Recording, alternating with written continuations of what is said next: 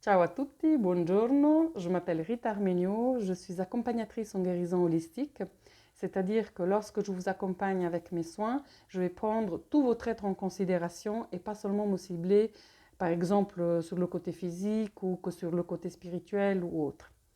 Voilà, ça fait un petit moment que j'avais envie de faire des petites vidéos sur des sujets assez courts pour vous donner mon humble éclairage vis-à-vis de certaines situations et avec des questions qui se présentent soit en consultation, soit dans mon entourage. Et seulement, je ne suis pas très à l'aise avec la technologie, donc voilà, on va essayer. Puis voilà, Inch'Allah, on verra bien. Il faut bien se lancer à un moment ou à un autre, on attend toujours le bon moment, mais bon. Et le temps file.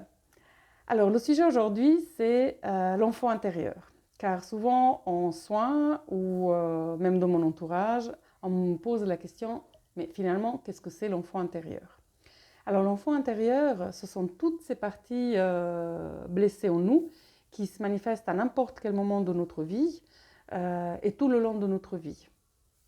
Que ce soit dans le professionnel, que ce soit dans la famille, dans le couple, dans notre quotidien, à travers des habitudes qui nous gardent dans une certaine zone de confort.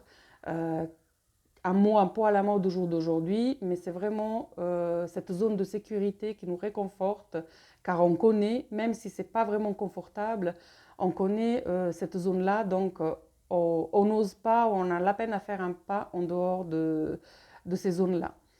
Et il y a des habitudes, des schémas, des situations aussi qui se répètent et qui viennent nous montrer vraiment quelque chose à libérer. Or, quand on est, en fait, l'enfant a le désir de se faire aimer et de se faire accepter. Alors, il va mettre en place, depuis bébé, hein, déjà aussi avant, euh, va mettre en place certaines stratégies. Il faut aussi tenir compte de tout le bagage transgénérationnel que l'on porte, c'est-à-dire toutes les mémoires, les croyances, des pactes, des actes, et j'en passe, qui ont été faits au sein de la famille même ou bien par d'autres personnes en dehors, envers la famille, envers des membres de la famille, mais que ça suit les générations. Alors, l'enfant va mettre en place des stratégies afin de se protéger, tout simplement, et ces stratégies vont s'inscrire jusque dans l'ADN. Donc, c'est pour ça qu'il y a la reprogrammation cellulaire, c'est-à-dire que, voilà, on fonctionne comme un ordinateur. Qu'à un certain moment, il faut faire la mise à jour, mettre des nouvelles données ou enlever les anciennes applications. Car tout le long de la croissance, le corps a enregistré toutes les stratégies, le corps et les plans conscients et inconscients, parce qu'on n'est pas que le corps physique.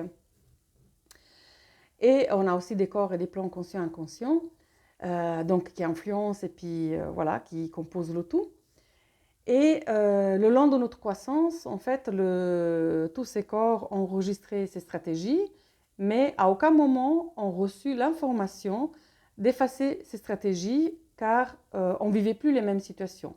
Donc lorsqu'il y a une situation, un événement ou quelque chose qui se répète, le corps a juste les sonnettes d'alerte qui se manifestent et qui automatiquement érigent des barrières et puis se mettent justement en alerte pour nous avertir qu'il y a un danger. Et parfois, il n'y a même pas un danger, c'est seulement juste le fonctionnement du corps qui est ainsi.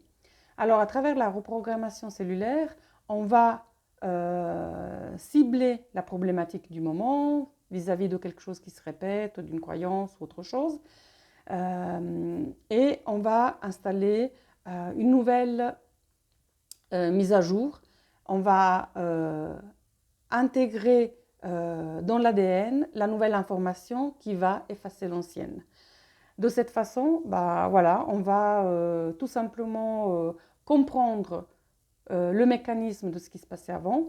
On va pouvoir y réagir, y faire face avec des moyens et des outils simples et on va avoir une vie bien plus agréable et épanouissante. quand il y aura certaines choses qui vont se passer, ça nous fera tilt et on se dit, ok, là je suis en mode alerte, mais il n'y a pas lieu d'être maintenant. Donc, je vais me poser un moment, juste voilà, me centrer quelques secondes ou 1 ou 2 minutes, que ce soit au travail ou n'importe. Voilà, je peux aller aux toilettes et me poser et revenir à moi et voilà, me recentrer et me dire ok, c'est comme ça, mais là, c'est pas comme les autres fois. Maintenant, j'ai les outils et les moyens pour y faire face et puis pour aller de l'avant. Donc voilà, si vous avez des questions, si vous avez envie de partager des expériences, vous pouvez les mettre en commentaire et je me réjouis de vous lire et puis de partager avec vous. Donc suite au prochain épisode et puis je vous embrasse. Prenez bien soin de vous et à presto. Ciao!